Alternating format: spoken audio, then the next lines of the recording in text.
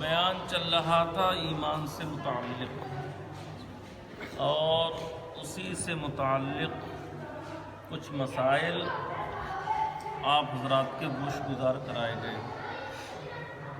مسئلہ، کسی سے نماز پڑھنے کو کہا، اس نے جواب دیا تم نے نماز پڑھ لی، کیا فائدہ ہوا؟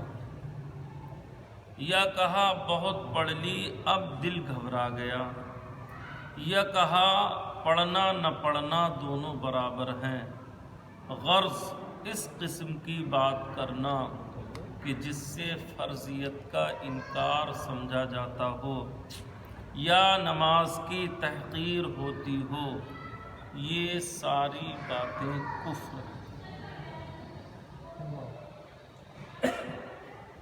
یہ ساری باتیں کفر ہیں۔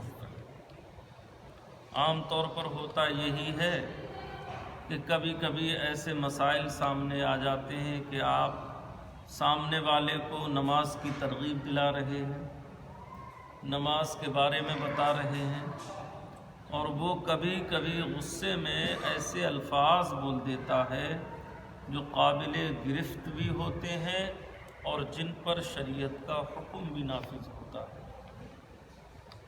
جاؤ میاں بہت پڑھ لی، تم نہیں پڑھ کے کیا اکھاڑ لیا، اس طریقے کے الفاظ بولتے ہیں۔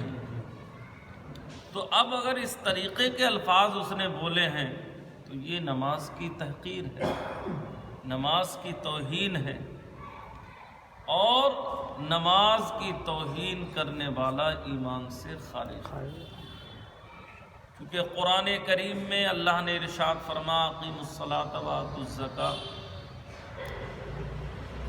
نماز قائم کرو۔ قرآن کریم میں ایک دو مقام نہیں، اشارتاً، کنایتاً، صراحتاً کئی سو مقامات پر نماز کا ذکر ہے۔ اللہ کے پیارے نبی صلی اللہ تعالی علیہ وسلم کی حدیث بنی الاسلام علی خمس، پچھلے دنوں میں نے آپ کو بتایا تھا اسلام اور ایمان میں فرق کیا ہے۔ تو اسلام کلمے کا پڑھنا، اب کلمہ پڑھنے کے بعد ہر بالغ عاقل پر ذمہ داری عائد ہو جاتی ہے، اس کے اوپر شریعت کی طرف سے ایک ذمہ داری عائد ہو جاتی ہے، شریعت کے قانون نافذ ہو جاتے ہیں۔ چونکہ 15 سال میں بچہ بالغ ہو جاتا ہے، اور بالغ ہونے کے بعد اس پر نماز بھی فرض ہو جاتی ہے، روزے بھی فرض ہو جاتے ہیں، اگر وہ صاحب نصاب ہے تو زکوٰۃ بھی فرض ہو جائے گی، صاحب استطاعت ہے تو حج بھی فرض ہوگا۔ یعنی شریعت کے جتنے بھی قانون ہیں وہ بالغ ہونے کے بعد کلمہ پڑھتے ہی کیا ہو جاتے ہیں؟ لاگو ہو جاتے ہیں۔ تو انہی قانون میں سے جیسے ہی آپ نے کلمہ پڑھا لا الہ الا اللہ، آپ نے کہا اللہ کے سوا کوئی معبود نہیں، اس حدیث میں کلمے کے فوراً بعد نماز کا ذکر ہے، اقام الصلاۃ۔ ادھر آپ کہہ رہے ہیں کہ اللہ کے سوا کوئی عبادت کے لائق نہیں، اور ادھر نماز کا حکم ہو رہا ہے۔ گویا کہ جو بات آپ زبان سے کہہ رہے ہیں اس بات کا عملی ثبوت اللہ کی بارگاہ میں سجدہ کر کے پیش کر دیجیے۔ تو قرآن نے بھی اس کی وضاحت کی ہے، احادیث میں بھی اس کے تعلق سے آیا ہے کہ اسلام کی جو بنیاد ہے ان بنیادوں میں سے ایک اسلام کا رکن نماز کو ادا کرنا ہے۔ قرآن کریم میں اللہ نے ارشاد فرمایا ان الصلاۃ کانت علی المؤمنین کتابا موقوتا، اللہ نے وقت متعینہ پر، مقررہ وقتوں پر نماز کو فرض فرما دیا۔ اب جس نماز کا وقت آتا ہے وہ نماز ہمارے اوپر فوراً فرض ہو جاتی ہے۔ جیسے ہی وقت شروع ہوا نماز کا، ابھی عصر کا وقت گزرنے کے بعد جیسے ہی مغرب کا شروع ہوگا، ہمارے اوپر یہ فرضیت لاگو ہو جائے گی۔ اب ہمیں یہ فرض ادا کرنا ہے۔ عشاء کا وقت شروع ہوا تو فوراً عشاء کی فرضیت ہمارے اوپر لاگو ہو جائے گی۔ تو اسی طریقے سے جب اللہ نے قرآن میں نماز کو ہمارے اوپر فرض کر دیا، اب اس فرضیت کے بعد تعلق سے اگر ہماری زبان سے کچھ نازیبا کلمات نکلتے ہیں تو گویا کہ اللہ کے کلام کی توہین۔ یہ قرآن اللہ ہی کا تو کلام ہے، اللہ ہی نے تو قرآن کریم میں ہمیں نماز پڑھنے کا حکم دیا ہے۔ اب اگر ہم نے نماز کی تحقیر کی، نماز کی توہین کی، یا نماز کے تعلق سے کچھ غلط کلمات کا استعمال کیا تو ظاہر سی بات ہے کہ اللہ کے ہم نافرمان بھی کہلائیں گے، اور قرآن کی آیتوں کا گویا کہ ہم نے مذاق بھی اڑایا، تمسخر بھی کیا، ان کے ساتھ ٹھٹا بھی کیا، اللہ کی بات نہیں مانی تو اللہ کی بات کی بھی توہین، قرآن کی بھی توہین، قرآن کی آیتوں کی بھی توہین۔ تو ان ساری باتوں کی بنیاد پر اگر کوئی شخص نماز کی توہین کرتا ہے، نماز کے تعلق سے کچھ غلط الفاظ کا استعمال کرتا ہے تو وہ ایمان سے خارج ہو جائے۔ اللہ کے نبی صلی اللہ علیہ وسلم کے زمانے مبارکہ میں نماز ہی ایک ایسی چیز تھی جس کے ذریعے سے پہچان ہوتی تھی مسلمان میں اور کافروں کے درمیان۔ جو نماز پڑھتا تھا لوگ اسے مسلمان جانتے تھے، اور جو نماز نہیں پڑھتا تھا لوگ اسے مسلمان نہیں جانتے۔ یہ تصور ہی نہیں تھا جو آج کل ماحول پیدا ہو گیا ہے۔ پہلے تو کوئی شخص ایسا ہوتا ہی نہیں تھا کہ جو نماز نہ پڑھے، سارے لوگ نماز پڑھتے تھے، بادشاہ ہو، وزیر ہو، حاکم ہو، یا کیا کہتے ہیں خادم ہو، غلام ہو، کنیز ہو، سب نمازیں پڑھا کرتے تھے۔ یہ تصور، یہ حالات تو آج پیدا ہو گئے کہ لوگ نماز سے دور بھاگنے لگے۔ اب پتہ ہی نہیں چلتا کہ نماز یہ مسلمان ہے یا کافر ہے۔ اذان ہو رہی ہے، باہر کھڑے ہوئے ہیں، یہ پتہ ہی نہیں چل پا رہا ہے کہ یہ ایمان والا ہے یا کسی اور قوم سے تعلق رکھتا ہے، نہیں پتہ چل پا رہا ہے۔ وجہ کیا کہ نہ ہمارا چہرہ اسلامی ہے، نہ ہمارا لباس اسلامی ہے، نہ ہمارے طور و طریقے اسلامی ہیں۔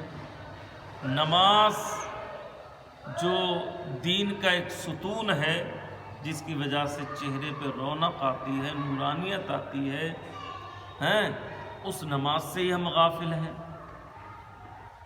انسان کے پاس ہر چیز کے لیے ٹائم ہے، اللہ کی عبادت کے لیے ٹائم نہیں ہے،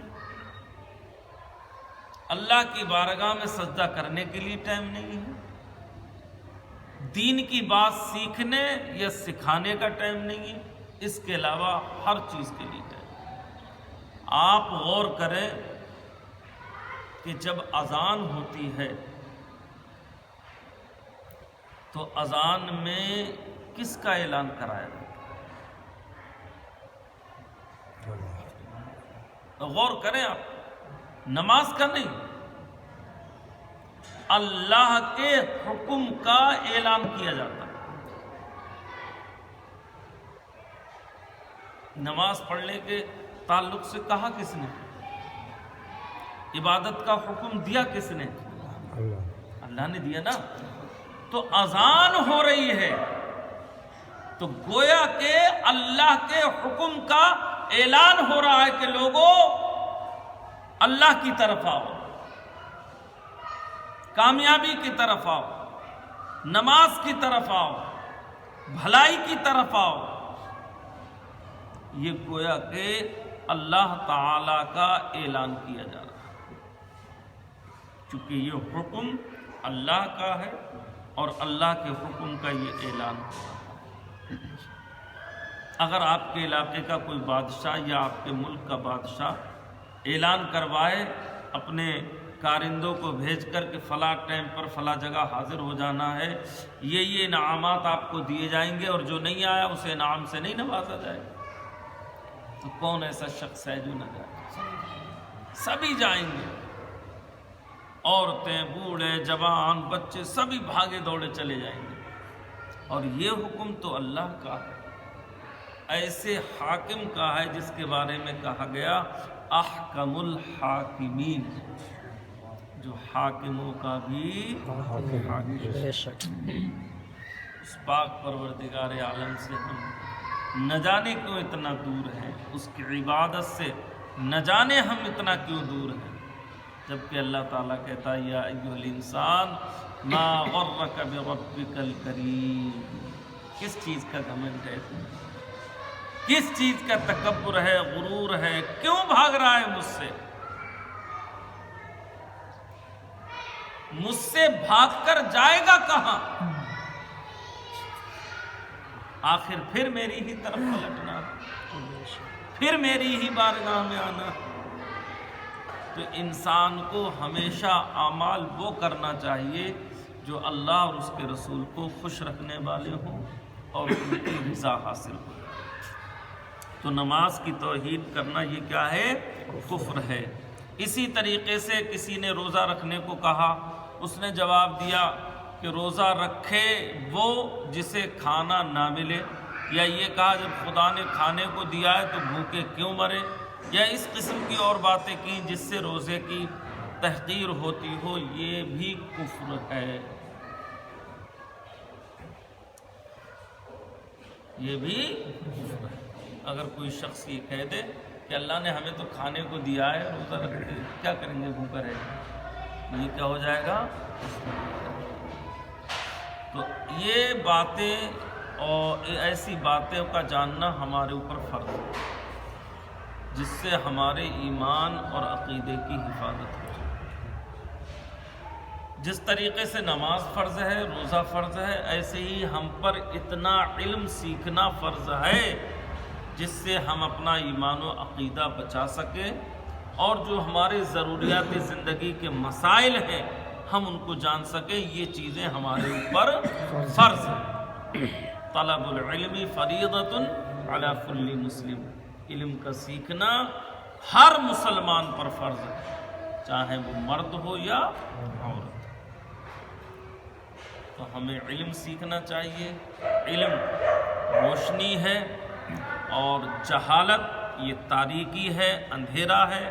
روشنی ہوگی تو ہم گمراہی کے گڈھے میں گرنے سے بچ جائیں گے، روشنی ہوگی تو صحیح راستے پر ہم گامزن رہیں گے، روشنی ہوگی تو سیدھے راستے پر ہم انشاءاللہ چلیں گے۔ اللہ تعالی ہمیں بھی اور آپ سب کو ان باتوں پر عمل کرنے کی توفیق عطا فرمائے۔ جو باتیں سیکھی سنی انہیں دوسروں تک پہنچانے کی توفیق عطا فرمائے۔